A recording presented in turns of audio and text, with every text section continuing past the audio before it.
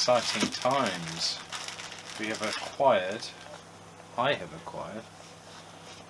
a helmet lock for the XL250. My bike was missing this. I did a bit of a deal with the bike breaker so that I could get this quite cheaply because there was no key with it. So tonight's job is to try and get into the lock and see if we can do what we did with the steering lock and see if we can rekey the actual lock barrel. But first things first, I need to try and get into this thing. So I'm just going to take out the security bolts, which are just finger tight in there. Now, looking at it, there's a metal plate in the back here, which must be the way in to the lock. I'm just going to work out how to do it. And looking at it, it looks like if I get a small enough screwdriver, I may be able to pry that plate out. And by pry it, it's actually it's difficult to see, but see if it's difficult to see. There are two kind of crimped marks, one here and one here, and the same at the opposite side. Actually, probably shows a bit better. Two crimp marks, and they form effectively like a lip by the looks of it. And I reckon if you get a screwdriver just underneath the edge of the plate, you can just possibly... Oop, no, I need a smaller screwdriver. Okay, I've located a smaller screwdriver, and there we go. I can just kind of work the edges. I've done one side anyway.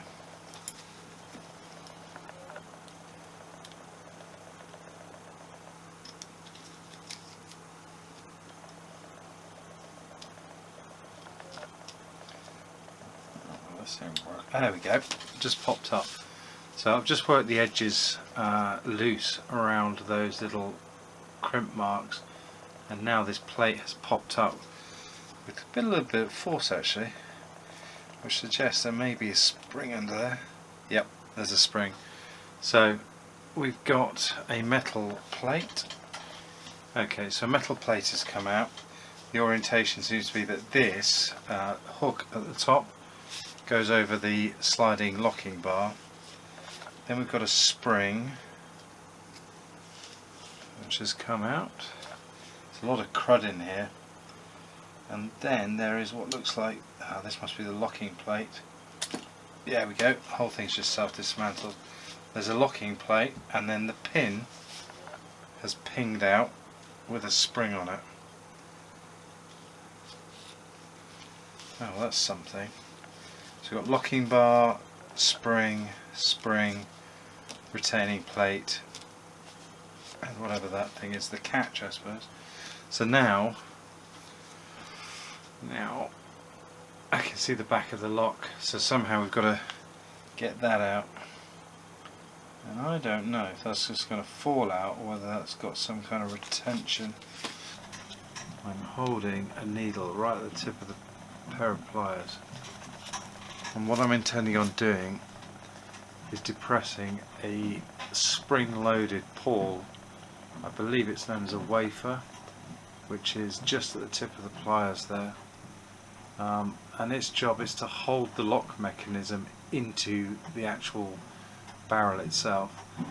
And what I need to do is get the pin under it and pull it back, retract it, and then I should in theory be able to push the lock out. I can't really film this very well and do it at the same time, but have a go, see what happens.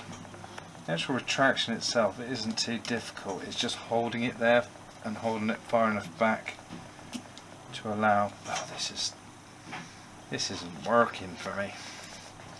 Come on, get a grip.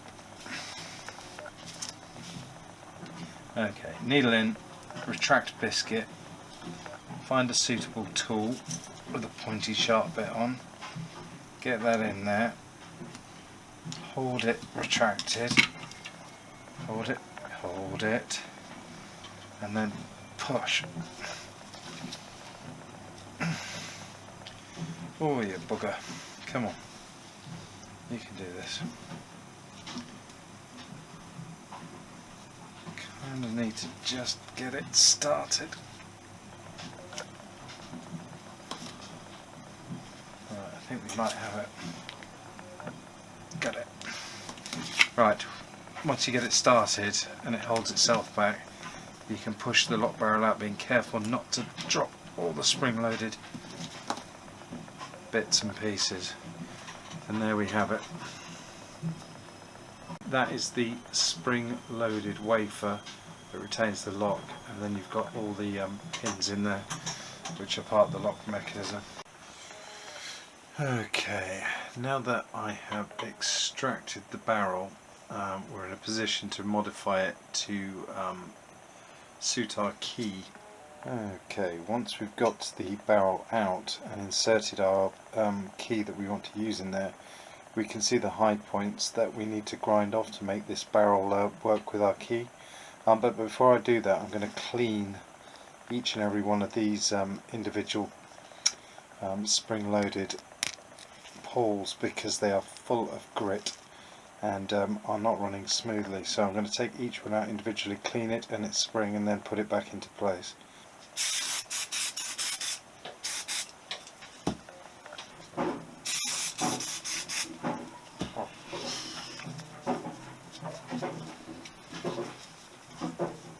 Okay, that's the 5 springs in there.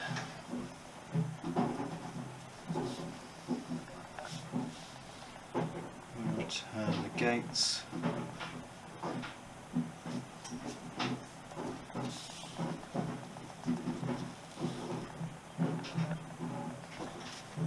So they're a lot cleaner now, and they should be, oh they are, they feel much more free floating, they don't have that graunchy, gritty feeling to them.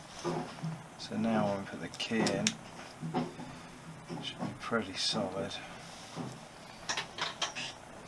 Excellent. So the job now is to grind these ends down.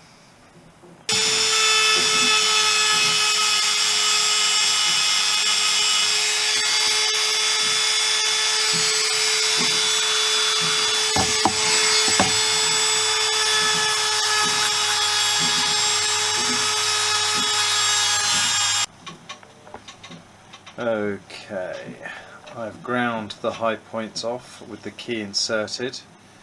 So now when we take the actual barrel, we get the movement we require, which is actually that way. So we get the ability to unlock, lock, unlock. You can't retrieve the key when you're in the unlock position, but this is a spring-loaded catch, so you would pop it and then you'd remove the key, and then when you're ready to lock the lock, you press the button in. So we know the key's working now. We've cleaned the lock housing.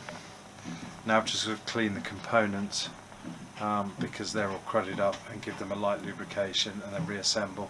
There's quite a lot of crud in this lock. Where it sits near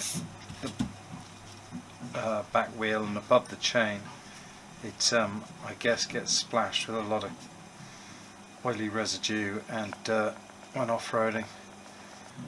It's spring-loaded, and this is the bit that retains the lock in the housing.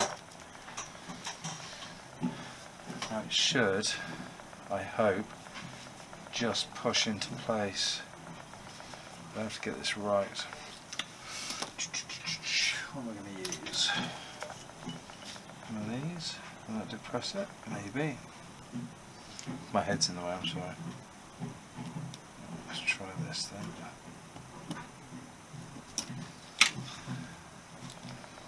That could be it. There we go. Yeah, we just need to depress it. There we go. So that lock is now, I don't know if you can see it, but that wafer has just popped up on the inside of the lock and locked it in place, so you can't get it out without depressing that wafer, as I showed you earlier. Right, the next part of the exercise is reassembly of the lock, and this bit might put up a bit of a fight. We need, what do I need to do? I need to get in place the actual locking bar with its spring on it, and I think I might want to add a bit of grease to that.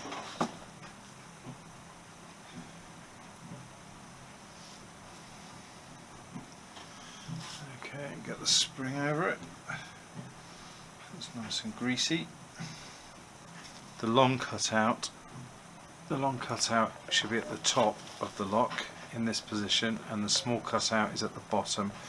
The long cutout is for the retaining pin to stop this from popping out, and the small cut is the actual locking mechanism part. The next bit to go in will be the locking mechanism part. I need to get a bit of grease on the base of this.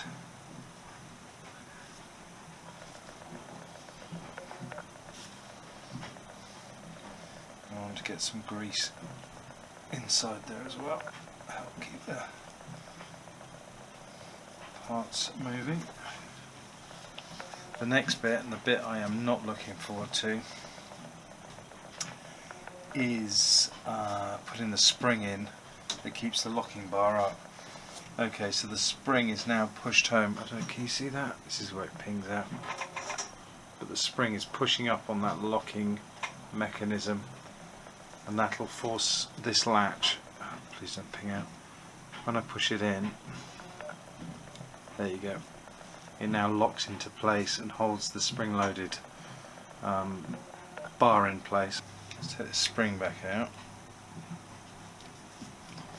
Okay, and I think the spring needs to go in here. Then we've got to take the locking bar back out. This will be fun.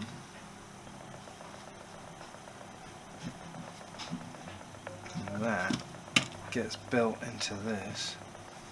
Ugh, joy. This is where we do lose a spring. Right, do not lose this spring. Right, aha. Okay, so we've reversed assembled it into this backing plate. So everything has to line up now really well, otherwise it's not going to work. Hopefully. Get on. The problem with rubber gloves, isn't it? They get caught on everything. Now then, are you going to allow me? Yes. Good. So we have to reverse assemble it. So all the spring and lock mechanism have to go into the back plate prior to it being pushed into place.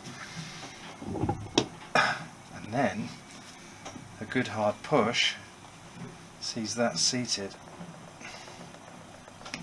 Excellent. Oh, did that actually work? Did it work? Let's find out. This has been a very long-winded evening. It's been a voyage of discovery. Ha ha! That works. So I can't remove the key. Turn it, release it, push that back in. Helmet lock works. I'll tell you what I am surprised at though, is how little space or gap they allow for your D-ring on your helmet to go in there, which I thought this would open up further than it is. Having never owned a working one, I've never actually got a chance to see it. But here we go. Oh no. Key out, push lock, key in, open. So there we go, we resurrected or repurposed our helmet lock. So just to check the security of it, we'll use a screwdriver, and you can't open the lock, but if you take the key, we now know that the lock is now cut to fit the key and that it's working in a secure manner.